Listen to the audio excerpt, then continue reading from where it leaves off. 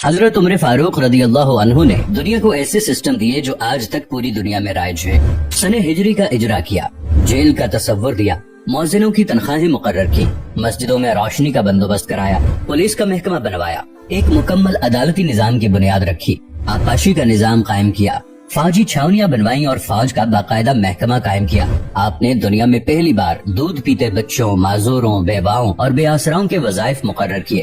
آپ نے دنیا میں پہلی بار حکمرانوں، سرکاری عہدیداروں اور والیوں کے اثاثے ڈکلیئر کرنے کا تصور دیا۔ آپ نے بے انصافی کرنے والے ججوں کو سزا دینے کا سلسلہ بھی شروع کیا۔ آپ نے دنیا میں پہلی بار حکمران کلاس کی اکاؤنٹیبلٹی شروع کی۔ آپ راتوں کو تجارتی قافلوں کی نگرانی کرتے تھے۔ آپ فرمایا کرتے تھے جو حکمران عدل کرتے ہیں وہ راتوں کو بے خوف سوتے ہیں۔ آپ کا فرمان تھا کہ قوم کا سردار قوم کا سچا خادم ہوتا ہے۔ آپ کی مہر پر لکھا تھا عمر نصیحت کے لیے موت ہی کافی ہے۔ آپ کے دسترخوان پر کبھی 2 سالن نہیں رکھے گئے۔ آپ زمین پر سر کے نیچے اینٹ رکھ کر سو جاتے تھے۔ آپ سفر کے دوران جہاں نیند آ جاتی تھی کسی درخت پر چادر تان کر سایہ کرتے اور سو جاتے اور رات کو ننگی زمین پر دراز ہو جاتے۔ آپ کے کرتے پر 14 پیوند تھے اور ان پیوندوں میں ایک سرخ چمڑے کا پیوند بھی تھا۔ آپ موٹا کھردرا کپڑا پہنتے۔ آپ کو نرم اور باریک کپڑے سے نفرت تھی۔ آپ کسی کو جب سرکاری عہدے پر فائز کرتے تو اس کے اثاثوں کا تخمینہ لگوا کر اپنے پاس رکھ لیتے اور اگر کسی سرکاری عہدے کے دوران اس کے اثاثوں میں اضافہ ہو جاتا تو آپ اس کا احتساب کرتے۔ آپ جب کسی کو گورنر بناتے تو اسے نصیحت فرماتے کبھی ترکی گھوڑے پر نہ بیٹھنا، باریک کپڑے نہ پہننا، چھنا ہوا آٹا نہ کھانا، دربان نہ رکھنا اور کسی فریادی پر دروازہ بند نہ کرنا۔ آپ فرماتے تھے ظالم کو معاف کر دینا مظلوموں پر ظلم ہے۔ آپ کا یہ فقرہ آج انسانی حقوق کے چارٹر کی حیثیت رکھتا ہے کہ مائیں بچوں کو آزاد پیدا کرتی ہیں، ہم نے انہیں کب سے غلام بنا لیا۔ فرمایا میں اکثر سوچتا ہوں اور حیران ہوتا ہوں عمر بدل کیسے گیا۔ آپ اسلامی دنیا کے پہلے خلیفہ تھے جنہیں امیر المؤمنین کا خطاب دیا گیا۔ دنیا کے تمام مذاہب کی کوئی نہ کوئی خصوصیت ہے، اسلام کی سب سے بڑی خصوصیت عدل ہے اور حضرت عمر فاروق رضی اللہ عنہ وہ شخصیت ہیں جو اس خصوصیت پر پورا اترتے ہیں۔ آپ کے عدل کی وجہ سے عدل دنیا میں عدل فاروقی ہو گیا۔ آپ شہادت کے وقت مقروض تھے، چنانچہ آپ کی وصیت کے مطابق آپ کا واحد مکان بیچ کر آپ کا قرض ادا کر دیا گیا اور آپ دنیا کے واحد حکمران تھے جو فرمایا کرتے تھے میرے دور میں اگر فرات کے کنارے کوئی کتا بھی بھوک سے مر گیا تو اس کی سزا عمر کو بھگتنا ہوگی۔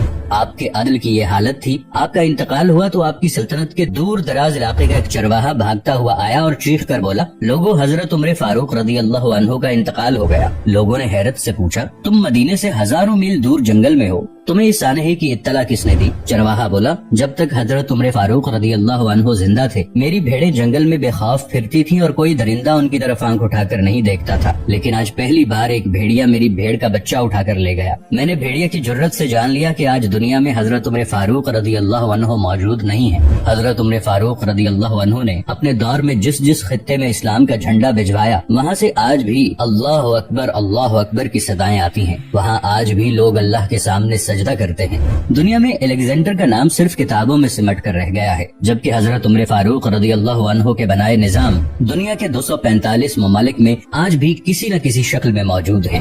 آج بھی جب کسی ڈاک خانے سے کوئی خط نکلتا ہے، پولیس کا کوئی سپاہی وردی پہنتا ہے، کوئی فوجی جوان 6 ماہ بعد چھٹی پر جاتا ہے یا پھر حکومت کسی بچے، معذور، بیوہ یا بے آسرا شخص کو وظیفہ دیتی ہے تو وہ معاشرہ، وہ سوسائٹی بے اختیار حضرت عمر فاروق رضی اللہ عنہ کو عظیم تسلیم کرتی ہے۔ وہ انہیں تاریخ کا سب سے بڑا سکندر مان لیتی ہے، ماں سوائے ان مسلمانوں کے جو آج احساس کمتری کے شدید احساس میں کلمہ تک پڑھنے سے پہلے دائیں بائیں دیکھتے ہیں۔ لاہور کے مسلمانوں نے ایک بار انگریز سرکار کو دھمکی دی تھی کہ اگر ہم گھروں سے نکل پڑے تو تمہیں چنگیز خان یاد آ جائے گا۔ اس پر جواہر لال نہرو نے مسکرا کر کہا تھا افسوس آج چنگیز خان کی دھمکی دینے والے مسلمان یہ بھول گئے ان کی تاریخ میں ایک عمر فاروق بھی تھا جن کے بارے میں مستشرقین بھی اعتراف کرتے ہیں کہ اسلام میں اگر ایک عمر اور ہوتا تو آج دنیا میں صرف اسلام ہی دین ہوتا۔